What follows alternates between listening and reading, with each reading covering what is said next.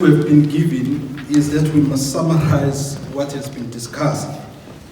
For me, I think it's a difficult task to do because firstly, I think the panelists were short and they said a mouthful. But what I'm going to say, I'm going to take a slightly different view on what has been discussed already. And that is everything that was said tonight is not something that has not been said before. That is point number one. In fact, if you look at all the documents of the African National Congress, particularly the diagnostic report that was presented by the then Secretary General of the ANC to the membership of the ANC at the National General Council was quite on point. In fact, everything that was said tonight is exactly what he delivered at the National General Council, policy conference rather. I think the challenge for the ANC remains, one, is the failure to implement its own policy documents and positions that it takes. For example, if you talk about the leadership of the ANC, that has been dealt with quite extensively in its document, which is titled Through the Eye of a Needle.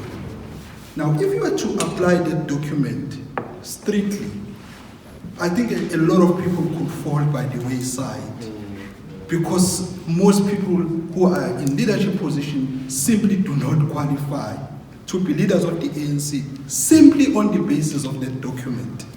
So the question is, perhaps Nonkosi, as he closes, as a senior leader of the ANC that I spot here, must be able to respond to that question as to why the ANC does a good job in diagnosing problems, it comes up with solutions, but it never implements those solutions.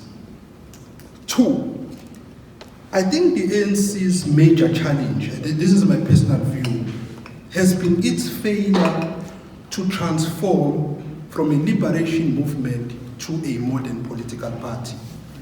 And that continues to plague the ANC today. Because on the one hand, we still behave like a party that is operating in the bushes, conspiracy theories. On the other hand, we try to operate in a modern political climate. And there are a lot of contradictions that then emerge out of our failure to operate as a modern governing political party. Now, in preparation for this discussion tonight, I came across a very interesting article that was put together by one of the greatest thinkers and leaders of the ANC, Comrade Joel Netshitenzhe. It was first published in the magazine called The Thinker. In that document, Comrade Joel Netshitenzhe talks about the transformation of the state. Because what happens as the ANC gets confused as to whether it is a liberation movement or a modern political party, it loses sight of a bigger role that it should be playing, and that is the transformation of the state.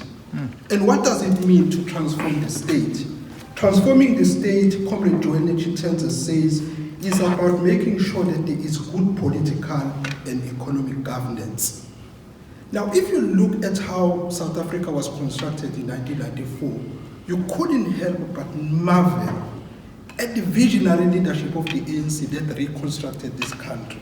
Because what the ANC did was to say, we want to create a non-racial, non-sexist, democratic, prosperous, and a united country.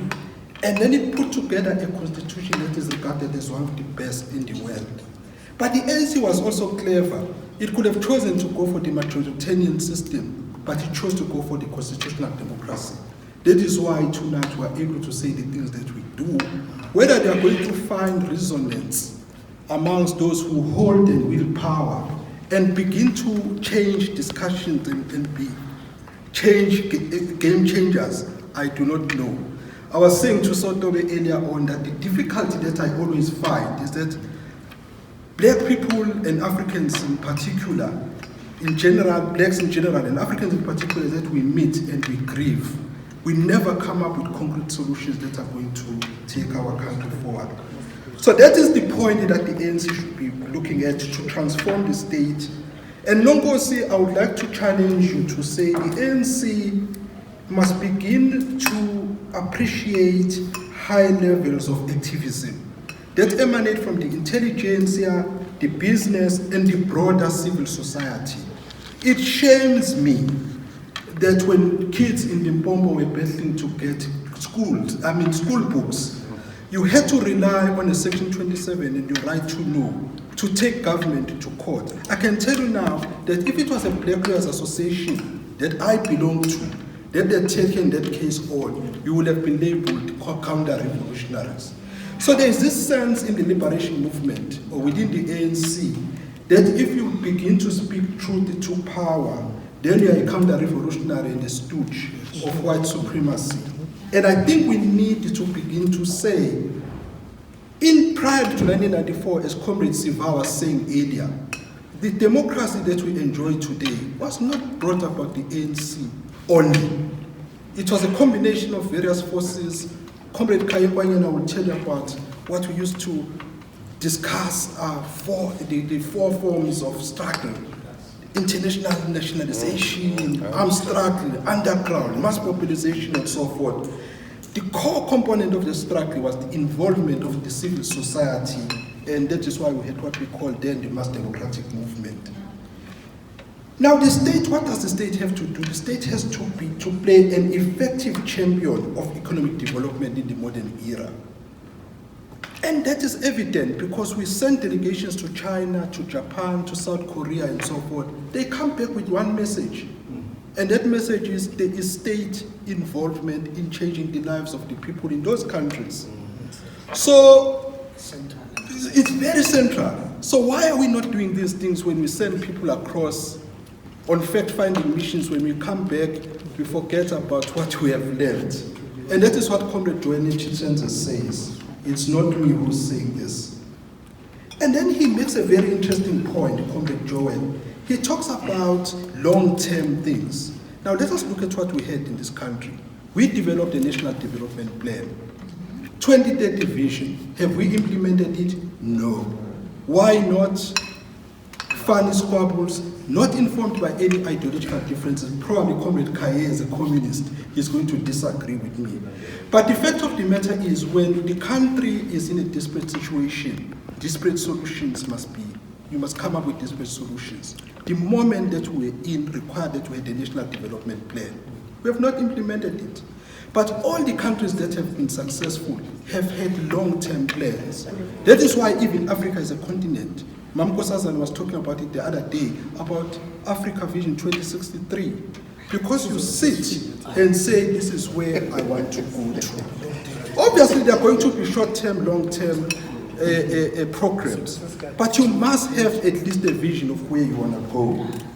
So there needs to be a clarity of the economic part.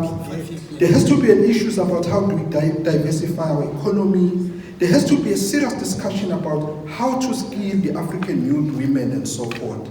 But most importantly, Comrade Nkosi, is that we must select the best amongst us to take the political helm and staff the organs of state. We do not celebrate meritocracy in this country. You look at people who run state institutions.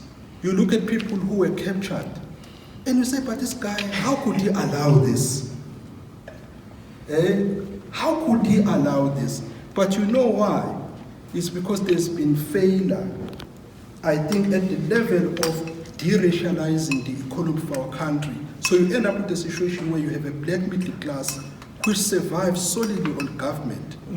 And naturally, you can't bite the hand that feeds you.